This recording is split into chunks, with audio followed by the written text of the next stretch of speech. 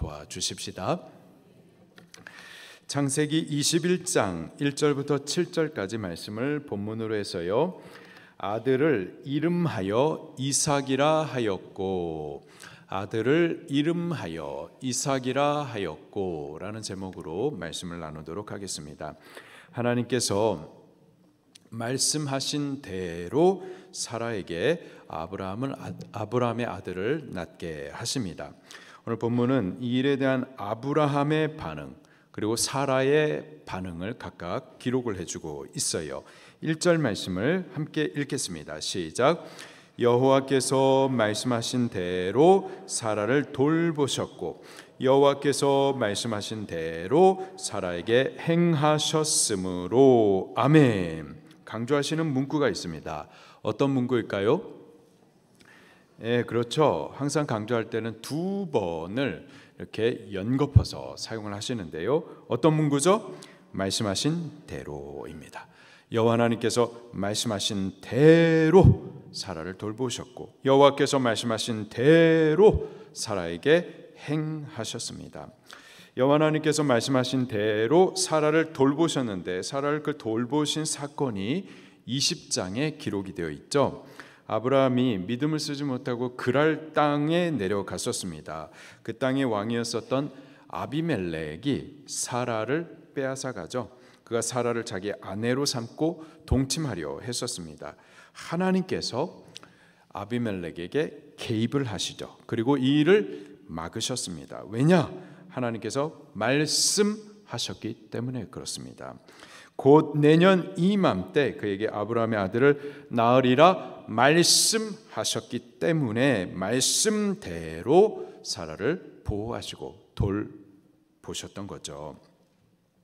그리고 이제 시기가 되어서 말씀하신 대로 사라에게 행하사 임신하게 하신 겁니다. 2절입니다. 시작.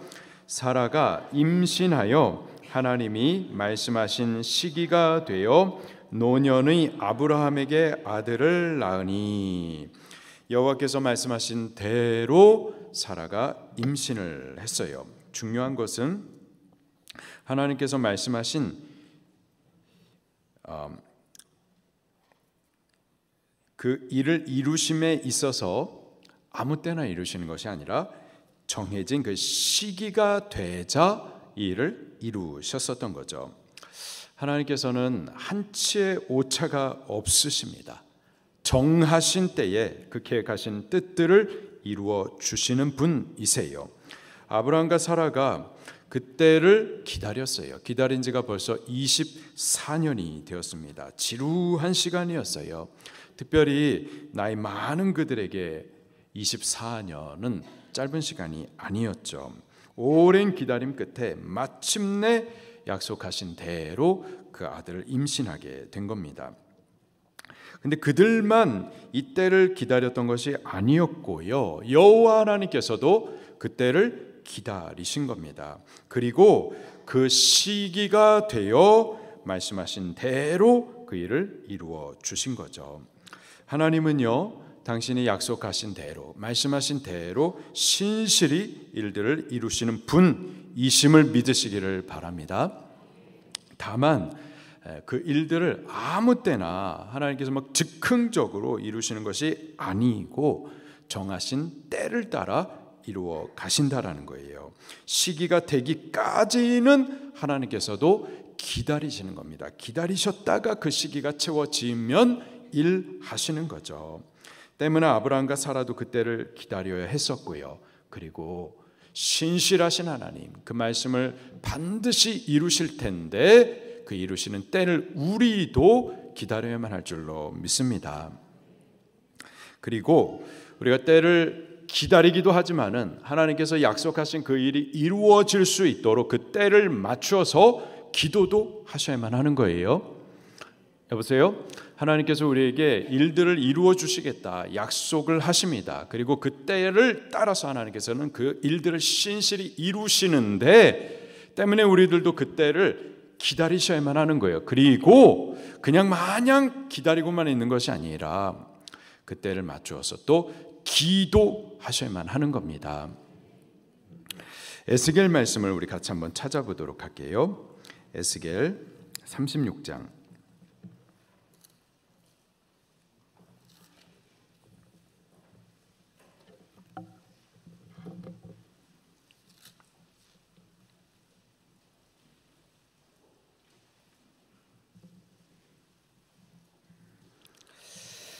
어디죠?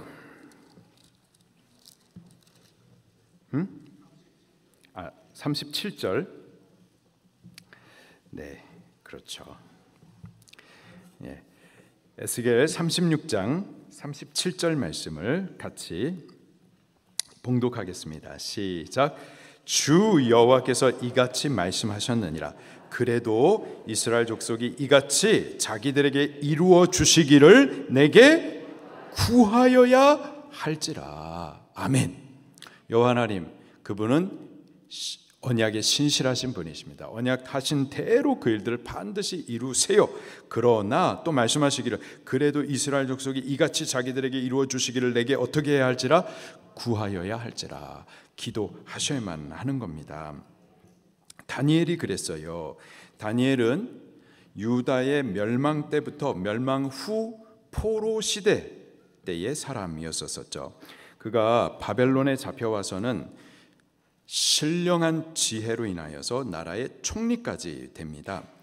다른 권력자들의 독한 시기를 받아요. 그래서 악한 꾀로 인하여 사자굴에 던져지는 시험도 당했었죠. 그러나 이 모든 시험을 이기고 또 오해를 벗은 이후에는 오히려 입지가 더욱 견고해집니다. 왕이 그에 대한 신망이 더욱 두터워져요. 그는 세상적으로 성공한 사람이었습니다. 제국의 총리였었기 때문이죠.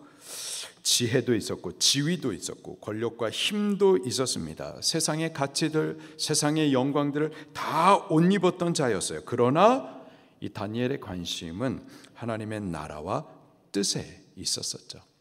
세상의 것들, 세상의 가치와 영광, 여기에 목적이 있는 것이 아니라 우리가 예수님을 믿어도 늘 기도하는 것이 하나님 세상의 영광, 세상의 가치로 옷 입혀주세요가 아니라 다니엘은 그런 것이 입혀졌지만은 그것에 저의 삶의 목적이 있었던 것이 아니라 하나님 나라와 뜻, 그것에 모든 관심과 목적이 있었습니다. 그러다가 제가 성경을 읽는데요, 성경을 읽다가 예레미야를 통해서 하나님께서 예언하신 그 말씀을 읽게 됩니다.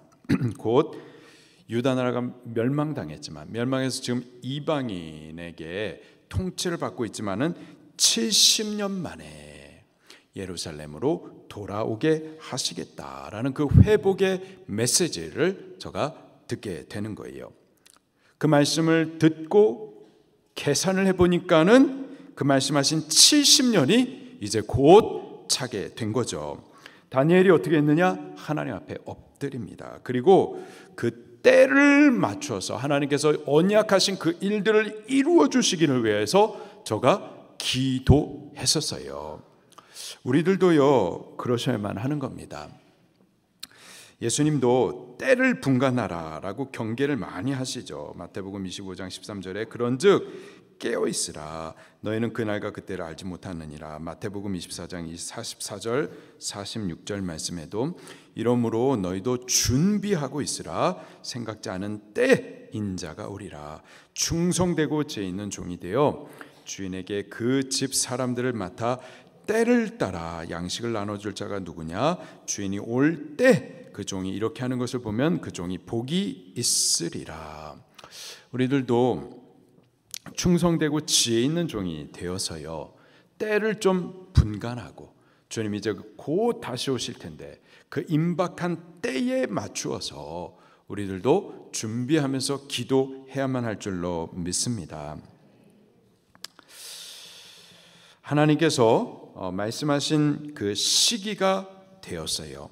그리고 마침내 하나님께서 말씀하신 대로 사라에게 행하사 아브라함의 아들을 낳게 해 주십니다. 자, 그러자 바로 이 사건을 두고서 아브라함과 사라가 각각 반응을 합니다. 먼저 아브라함이 반응을 해요. 한 두 가지 반응을 하고 있습니다. 첫 번째로는 그 아들을 낳은 아들의 이름을 이삭이라고 붙여준 거였어요. 3절입니다. 시작. 사라가 자기에게 낳은 아들을 이름하여 이삭이라 하였고, 자, 이삭이라는 단어의 뜻은 웃음이에요.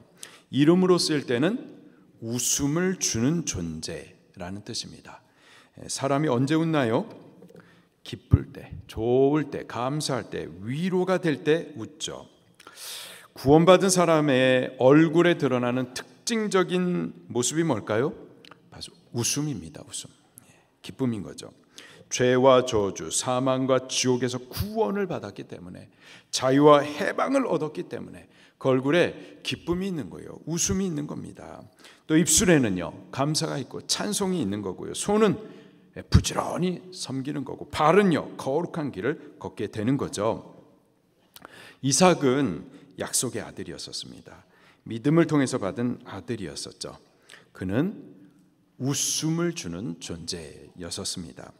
믿음으로 거듭난 성도는요, 이삭과 같습니다. 그는 하나님께 기쁨과 웃음을 주는 존재인 거예요. 여러분은 예수님을 믿으십니까? 그렇다면 우리가 거듭 태어난 하나님 앞에 이삭인 줄 믿으시길 바라요. 우리가 하나님께 기쁨을 드리는 존재인 줄 믿으시기를 바랍니다.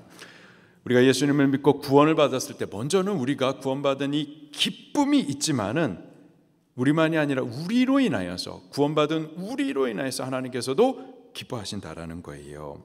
이삭을 보는 아브라함처럼 우리를 보실 때 하나님께서도 기뻐하시고 즐거워하시는 거예요. 믿어지세요?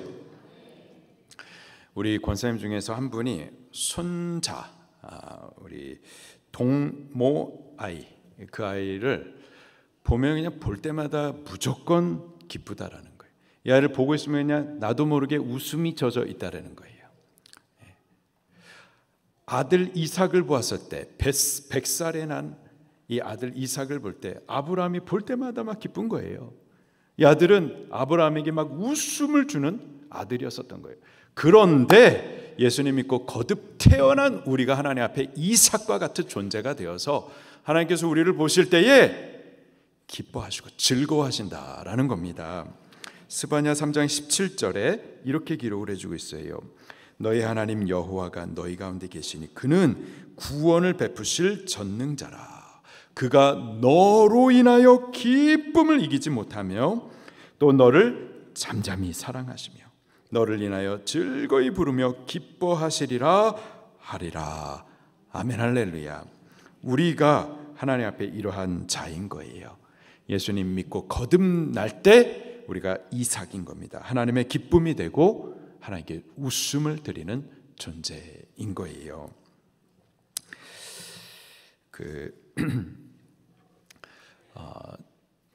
저희 아버지 고 장성훈 목사님께서 저희 아이들 이마기 지연이 이마기를 굉장히 많이 이뻐하셨거든요. 손주들이 많으세요. 12명이나 있습니다. 아이들을 다 예뻐하세요. 그런데 외손주하고 친손주가 좀 다른 거예요. 다 예뻐하시지만은 다 예뻐하시지만 그 조금 다르신 것 같아요. 그래서 우리 이마기 지연이 이마기를 그렇게 예뻐하셨는데, 그래서 제가 기회가 있을 때마다 또 일부러 기회를 만들어서 아이들을 자꾸 데리고 가는 거죠. 그래서 얼굴을 한 번이라도 더 보여드리는 겁니다. 보실 때마다 기쁘신 거예요. 보실 때마다 좋아하시는 거죠. 지금은 이제 돌아가셨으니까. 근데 그런 생각을 제가 종종 합니다. 이 아이들이 점점 자라가지고 이제 키도 크고, 우리 고 장성 목사님께서는 키가 작으셔서 항상 제가 그 아들이 키가 크기를 원하셨거든요. 그래서 비타민을 그렇게 억지로 먹이시면서 키 크라고 기도도 많이 해주시고 그래서 키 큰 것을 그렇게 기뻐하셨는데, 이 손주가 이렇게 키가 큰 걸 보셨으면은 굉장히 기뻐하셨겠다. 그리고 벌써 이제 많이 자라가지고 한 명은 대학을 졸업하고 한 명은 이제 대학 들어가고 이렇게 아이들이 쑥쑥 성장하는 모습을 보시면은 굉장히 기뻐하셨겠다 그런 생각을 합니다. 기뻐하셨을 거예요. 우리가 하나님 앞에서 그런 존재라는 거예요. 우리가 이삭입니다. 우리를 보실 때마다 하나님께서 기뻐하시는 거예요. 우리라는 존재가 하나님 앞에 웃음을 드리는 존재가 되는 겁니다. 그래서 예배를 통해서 또는 기도를 통해서 하나님 앞에 나올 때마다 우리의 얼굴을 하나님 앞에 보여드릴 때마다 하나님께서는 기뻐하시는 거죠. 그리고 우리가 키가 쑥쑥 자라고 성장하는 것을 보며 기뻐하시는 것처럼 우리 영혼이 점점 장성할 때마다 하나님은 더욱 기뻐하시는 줄 믿으시기를 바랍니다.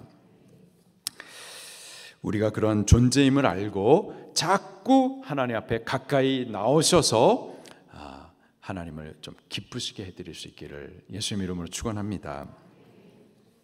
특별히 아브라함이 그 아들 이름을 이삭이라고 지어주었는데 그 이유가 또 중요합니다. 아들의 이름을 이삭이라고 한 것은 여호와 하나님의 말씀대로 순종한 거였었어요. 창세기 17장 19절 말씀을 같이 찾아서 읽겠습니다.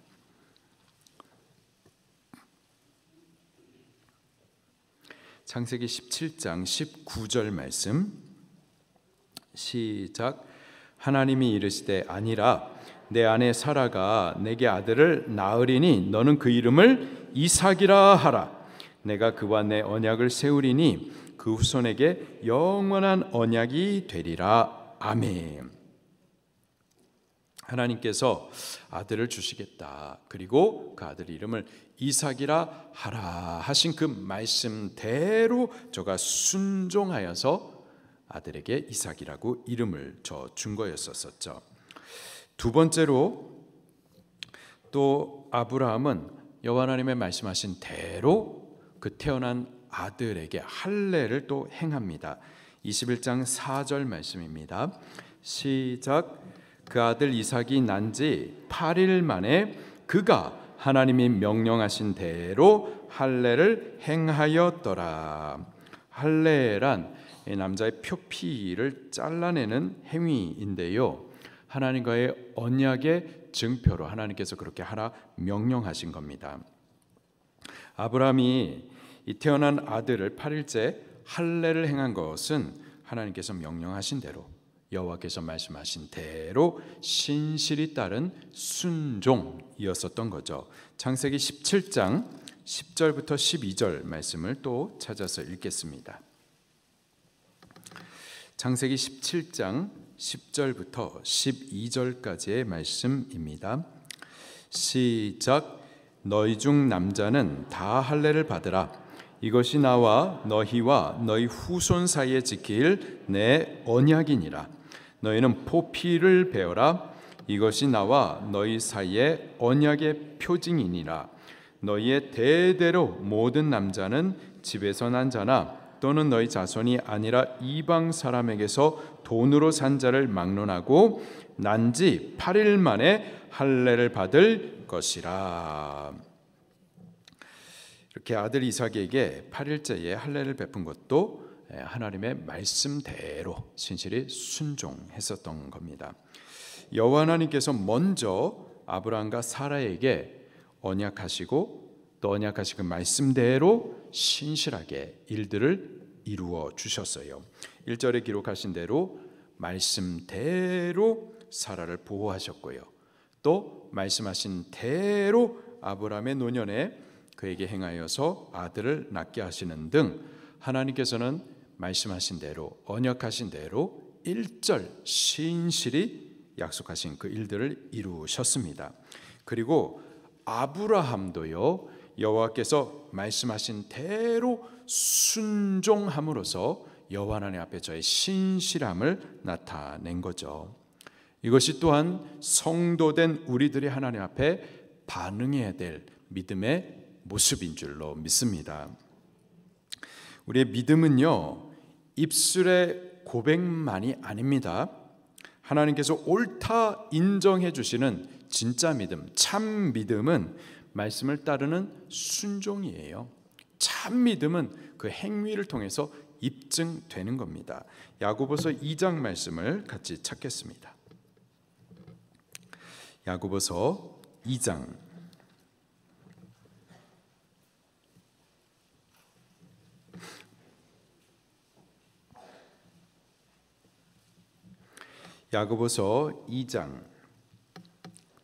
14절 말씀입니다. 시작. 내 형제들아, 만일 사람이 믿음이 있노라 하고 행함이 없으면 무슨 유익이 있으리요? 그 믿음이 능히 자기를 구원하겠느냐? 아멘. 구원하겠느냐? 구원할 수 있다라는 거예요, 없다라는 거예요? 없다라는 거죠. 하나님께서 노아에게 심판에 대한 경고의 말씀을 주셨습니다. 주시면서 너는 이제 구원을 위해서 방주를 예비하라라고 말씀을 주셨어요. 심판과 그 심판 가운데서 생명을 구원한 구원의 방법으로서 방주를 말씀해 주셨죠. 그 말씀을 들을 때에, 경고하심을 받을 때에 노아가 아멘 하면서 하나님의 말씀을 믿었습니다.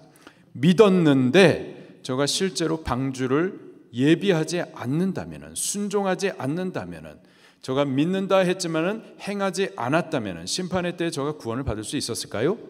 구원받지 못하는 거예요. 저가 아멘 하고 심판에 대해서, 구원의 방법에 대해서 믿었고 믿은 대로 방주를 예비해야만 그 행위를 통하여서 구원을 얻을 수가 있는 거죠.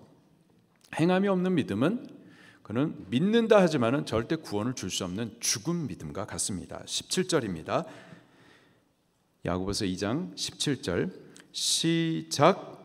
이와 같이 행함이 없는 믿음은 그 자체가 죽은 것이라. 아멘. 죽은 믿음인 거예요. 20절 시작. 아, 허탄한 사람아, 행함이 없는 믿음이 헛것인 줄을 알고자 하느냐. 22절 시작.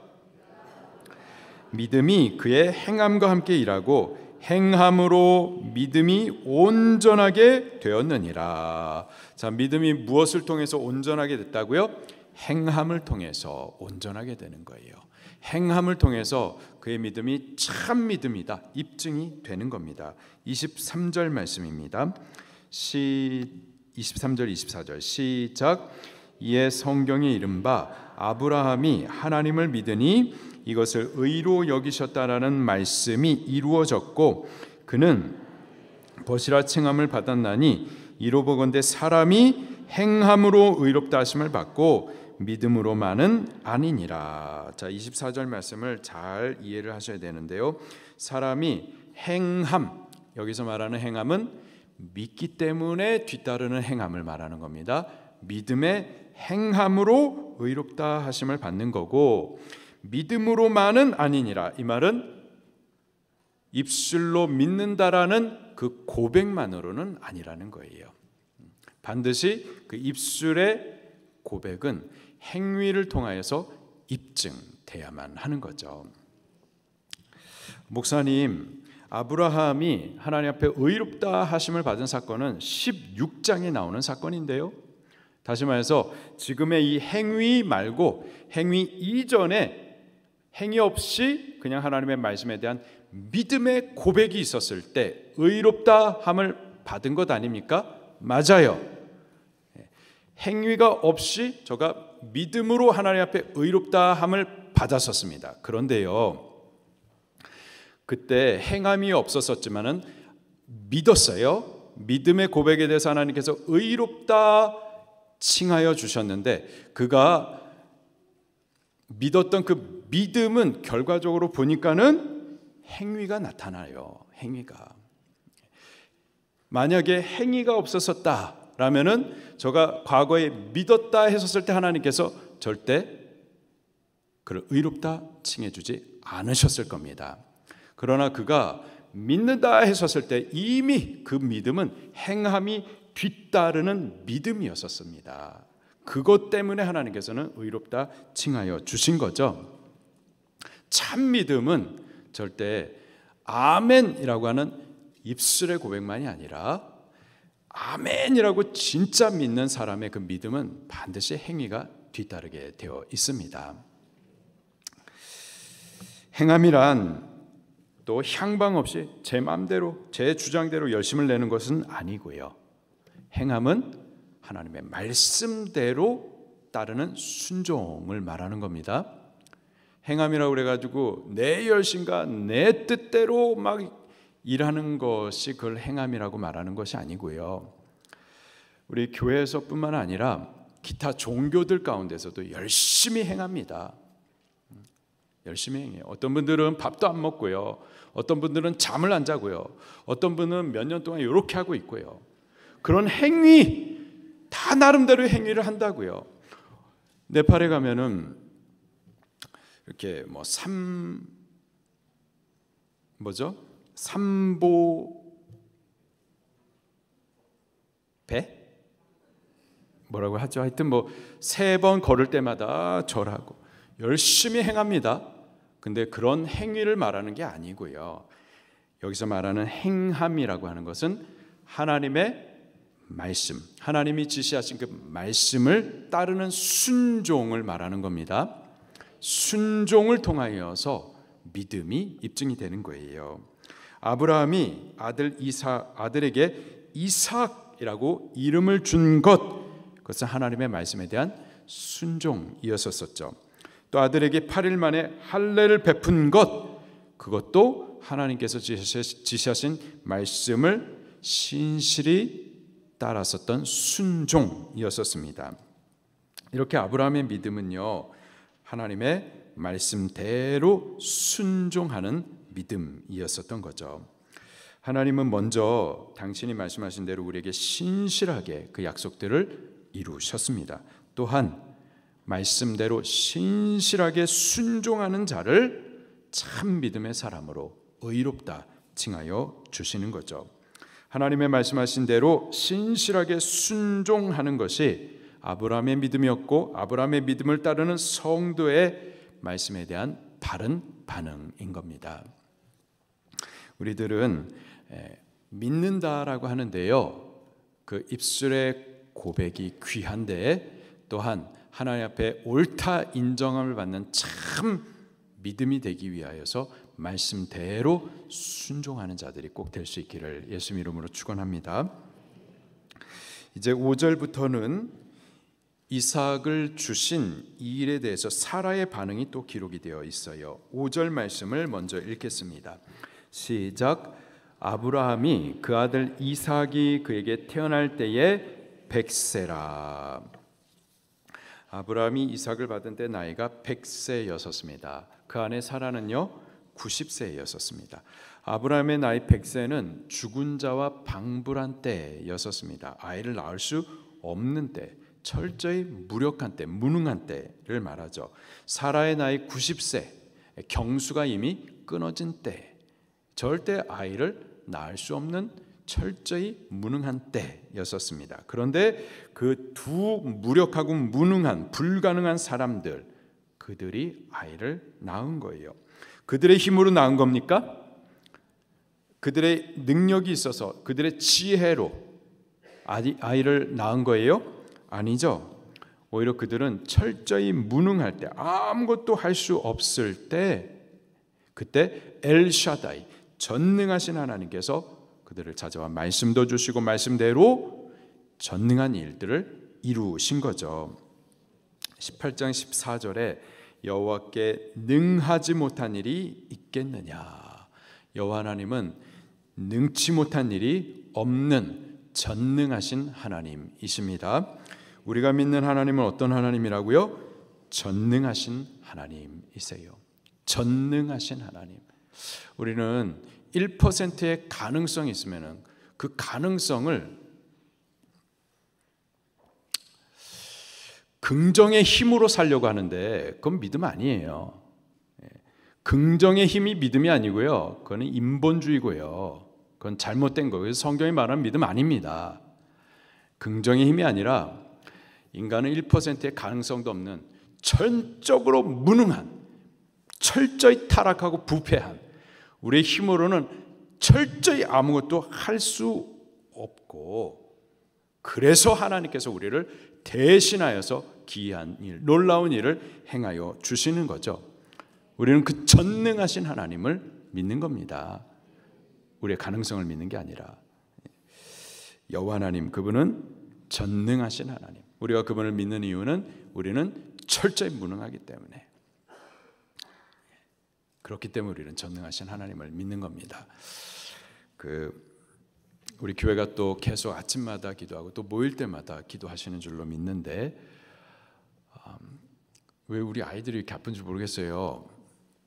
우리 주한이가 감기가 걸려가지고 가래가 찼는데, 주한이가 뼈도 약하고 근육도 약합니다. 그래서 이 가래를 뱉어낼 힘이 없는 거예요. 그래서 이제 병원에 가게 됐는데 아직까지도 병원에 있습니다.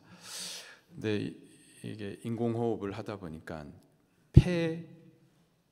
이 폐의 그 근력이 약해져가지고 아직 스스로 또 이제 숨을 쉬지 못하고 있는 거예요. 그래서 아직까지도 좀 도움을 받고 있는 상황인데 우리 좀 계속 기도해 주시기를 바랍니다.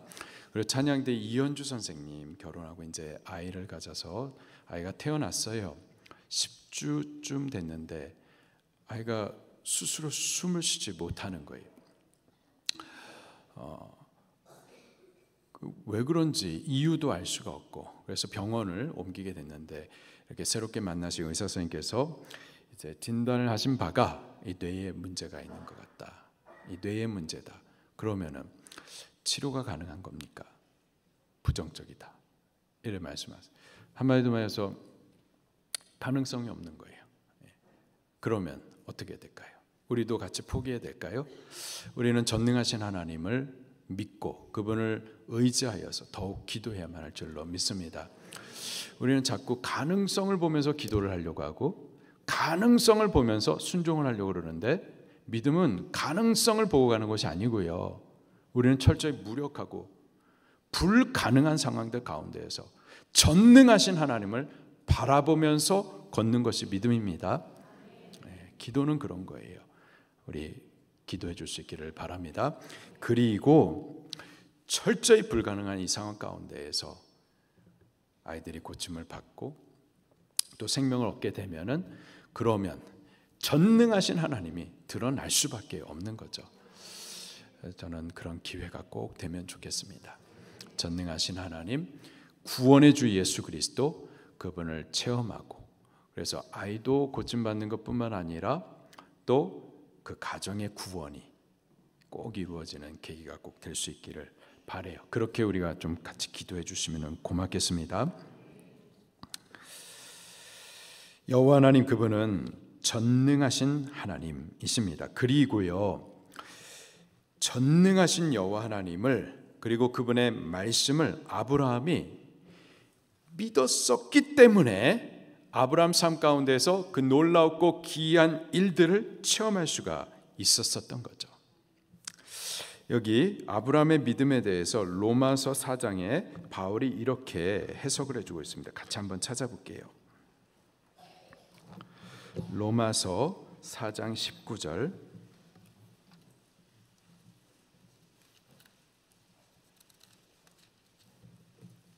(22절까지) 먼저 보겠습니다. 로마서 4장 19절부터 22절 같이 봉독하겠습니다. 시작.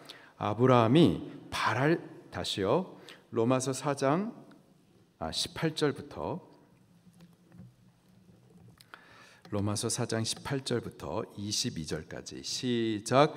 아브라함이 바랄 수 없는 중에 바라고 믿었으니 이는 내 후손이 이가 되리라 하신 말씀대로 많은 민족의 조상이 되게 하려 하심이라. 그가 100세나 되어 자기 몸이 죽은 것 같고 사라의 태가 죽은 것 같음을 알고도 믿음이 약하여지지 아니하고 믿음이 없어 하나님의 약속을 의심하지 않고 믿음으로 견고하여져서 하나님께 영광을 돌리며 약속하신 그것을 또한 능히 이루실 줄을 확신하였으니 그러므로 그것이 그에게 의로 여겨졌느니라. 아멘.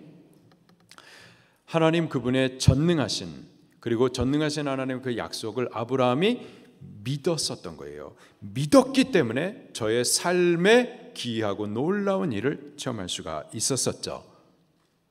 사도 바울은요, 계속해서 이 아브라함의 믿음에 대해서 지금 우리들에게 적용하여서 또 계속해서 말씀하세요. 23절 24절입니다. 시작. 그에게 의로 여겨졌다 기록된 것은 아브라함만 위한 것이 아니요 의로 여기심을 받을 우리도 위함이니 곧 예수 우리 주를 죽은 자 가운데서 살리신 이를 믿는 자니라. 아멘. 아브라함이 100살에 아들을 낳는다라는 거, 이거는 불가능한 일이죠. 기이하고 놀라운 일입니다. 그리고 동시에 크고 기쁜, 큰 기쁨의 좋은 소식이죠. 근데 우리를 위해서도 하나님께서는 놀라운 일, 기이한 일, 동시에 큰 기쁨의 좋은 소식을 행하신 겁니다. 곧 하나님이 사람이 되어서 이 땅에 찾아오신 거예요. 곧 예수님께서 이 땅에 우리를 찾아오셔서는 우리 구원을 위해서 그가 대신해서 십자가에서 못 박혀서 죄의 형벌을 받아 죽어주신 겁니다. 그리고 죽음으로 끝난 것이 아니라 죽음의 권세를 이기시고 3일 만에 다시 살아나심으로 우리의 구원을 이루어 주셨어요. 사람이 어떻게 죽었는데 다시 살 수가 있겠습니까? 이것은 불가능한 일 아닙니까? 놀라운 일, 기이한 일 아닙니까? 맞아요. 그런데 아브라함이 그 놀라운 일, 기이한 일을 믿을 때 저가 의롭다 여김을 받았었고 그 놀라운 일이 저의 삶 가운데 체험이 되어졌었던 것처럼 죽은 자가 다시 살아나는 일, 예수 그리스도께서 죄인 우리를 위해서 죽으셨지만 3일 만에 부활하심으로 우리 구원의 의를 다 이루신 이 사실을, 이 귀하고 놀라운 일, 믿을 수 없을 것 같은 이 일을 우리가 믿으면 이 믿음으로 하나님 앞에 우리가 의롭다 칭함을 받게 되는 거고, 예수 그리스도의 부활과 또 영생의 복을 우리가 체험하여 살 수 있게 되는 겁니다. 믿는 자들이 꼭 돼야만 할 줄로 믿습니다. 6절과 7절에 사라가 이삭을 얻은 기쁨을 이렇게 시로 표현을 하고 있어요. 6절과 7절 말씀입니다. 시작. 사라가 이르되 하나님이 나를 웃게 하시니 듣는 자가 다 나와 함께 웃으리로다. 또 이르되 사라가 자식들을 젖먹이겠다고 누가 아브라함에게 말하였으리요마는 아브라함의 노경에 내가 아들을 낳았도다 하니라. 아멘. 사라가 이르되 하나님이 나를 웃게 하셨다. 사라는 전에 아이를 낳지 못하던 여인이었었죠. 결혼한 여인에게 아이를 낳지 못한다, 이건 수치와 부끄러움입니다.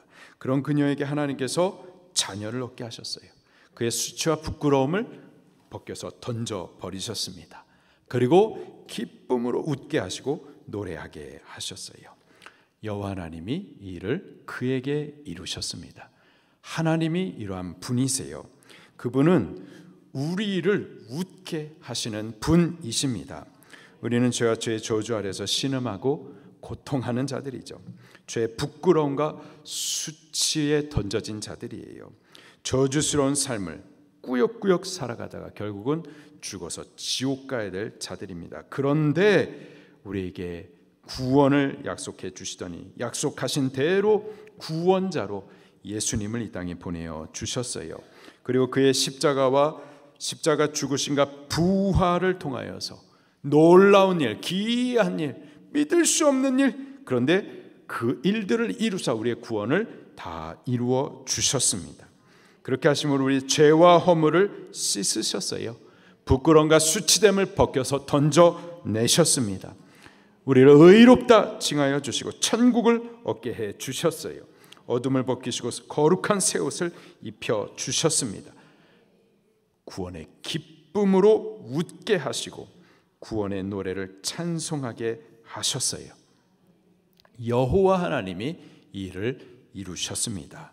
그가 우리를 그리스도 예수님 안에서 그 구원을 인하여 웃게 하시는 겁니다.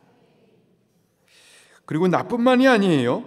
이 소식을 듣는 자가 다 함께 웃게 하시는 분이 여호와 하나님이세요. 6절에 보니까 사라가 이르되 하나님이 나를 어떻게 하셨다? 웃게 하셨다. 뿐만 아니라 듣는 자가 다 나와 함께 웃으리로다. 아멘. 나만 이 구원의 소식을 인하여서 웃을 수 있는 것뿐만 아니라 이 소식을 듣는 자가 또 다 함께 웃게 하시는 분, 바로 여호와 하나님이십니다. 우리가 죄와 사망 가운데 묶여 있었다가 그리스도 예수님을 믿음으로 이 죄의 수치, 부끄러움들을 벗게 되어지고 또 구원의 기쁨을 웃고 그 기쁨으로 주님을 찬송하는 동안에 또 왜 저러는 거야? 무슨 일이 있었던 거야? 그런 우리를 통하여서 예수 그리스도를 전하게 되어지고 그들이 예수 그리스도의 복된 소식을 듣게 될 때 저들도 함께 이 구원의 기쁨을 웃게 되어지고 또 노래하게 되는 거죠. 구원이 우리를 통하여서 이 구원의 기쁨과 웃음이 우리를 통하여서 우리 주변에게까지 흐르게 해 주시는 겁니다.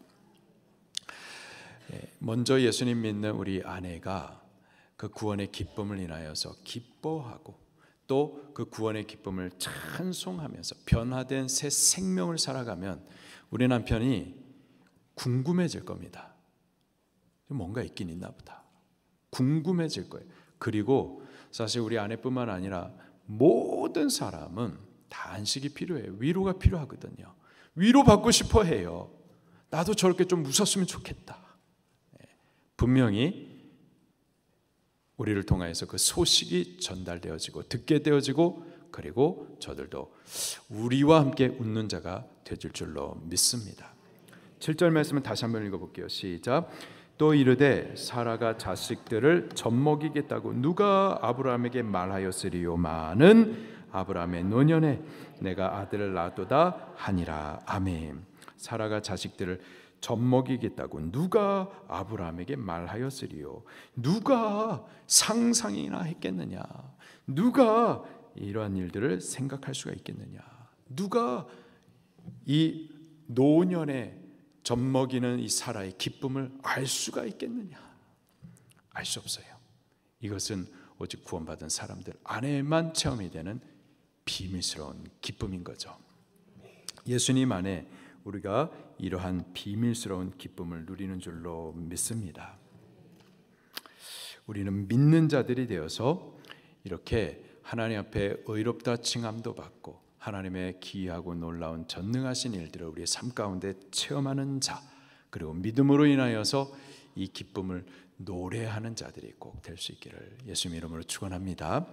말씀 붙들고 통성으로 기도하시겠습니다.